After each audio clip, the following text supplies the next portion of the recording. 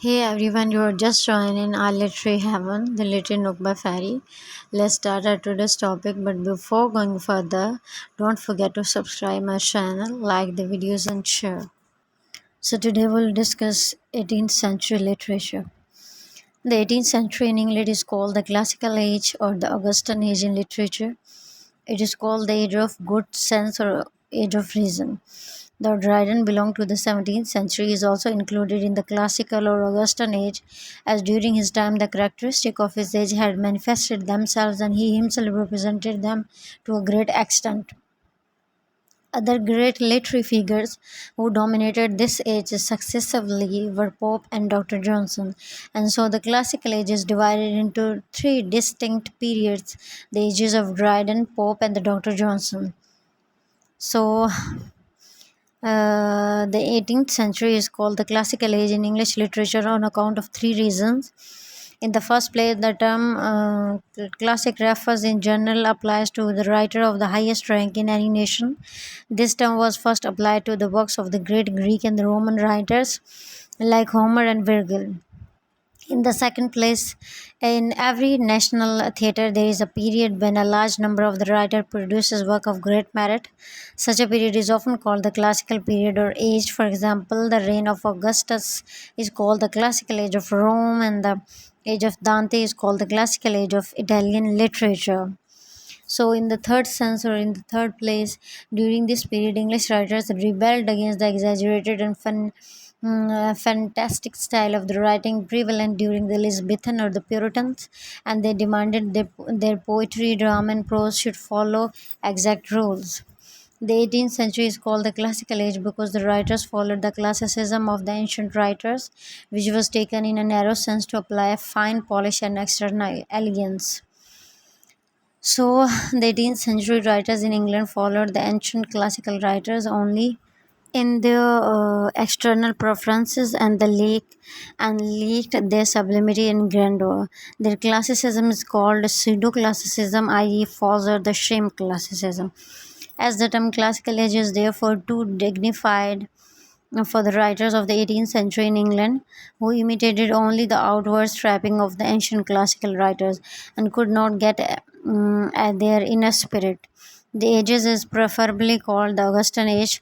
This term was chosen by the writers of the 18th century themselves, who saw in Pope, Addison, Swift, Johnson, Burke, and the modern parallels to Horace, Virgil, Cicero, or the other brilliant writers who made Roman literature famous during the reign of the Emperor Augustus.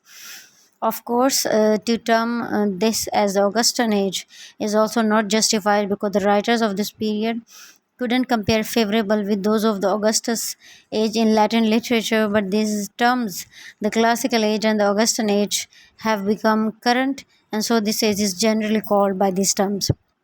The 18th century is also called the age of reason, age of good sense, because the people brought that they could stand on their own legs and be guided in the conduct of their affairs by the light of their own reason, unclouded by the respect for ancient precedents. They begin to think that undue respect for the authority of the ancients was a great source of error, and therefore, in every matter, man should apply his own reason and his own common sense. It was widely assumed during the 18th century that since every man is competent to decide by reference to his own reason on any point of natural or moral philosophy, every man becomes his own philosopher.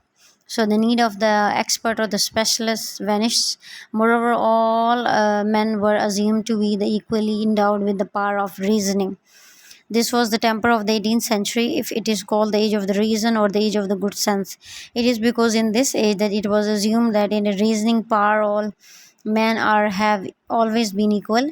It was an age which took a legitimate pride in modern discoveries based upon observations, reasons, and which delighted to reflect those discoveries had confirmed the ancient beliefs that there is an order and harmony in the universe. and that it is work on the rational principles that each created things has it allows positions and moved in its appointed spheres. It was in short, and everything that he had made, behold, it was very good. The two main characteristics of the Restoration period, realism and precision, were carried to the further perfection during the 18th century. They are found in their excellent form in the poetry of Pope, who perfected the heroic couplet in the prose of the Addison, who developed it into a clear, precise, and elegant form of expression. And the third characteristic of this age was the development of the style as a form of literature, which resulted from the unfortunate union of the politics and literature. The Whigs and the Troyes, members of the two important political parties which were constantly contending to control the government of the country, used and rewarded the writers for starring their enemies and undermining their reputation. Moreover, as a star is concerned mainly with the finding fault with the opponents as is destructive in its intention, it cannot reach the great literary heights. Thus, the literature of the age, which is mainly satirical, cannot be favorably compared with the great literature.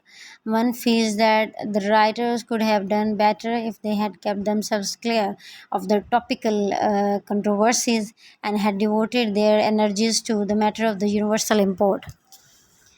Another important feature of this age was the origin of the development of the novel. This new literary form, which gained great popularity in the succeeding ages and which at present masters like Daffy, Richardson, Fielding, Smollett, and others who laid its secure foundations, realism of this age and the development of an excellent prose style greatly helped in the evolution of the novel during 18th century.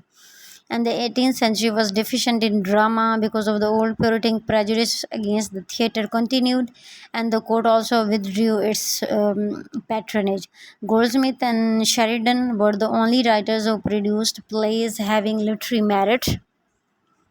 Another important thing which is to be considered with regarded to the 18th century literature is that it was only during the early part of it, the age of the Pope and the classical age of Johnson's, cracks began to appear in the edicts of the classicism in the form of revolts against its ideals and a revival of the romantic tendency which was characteristic of the Elizabethans.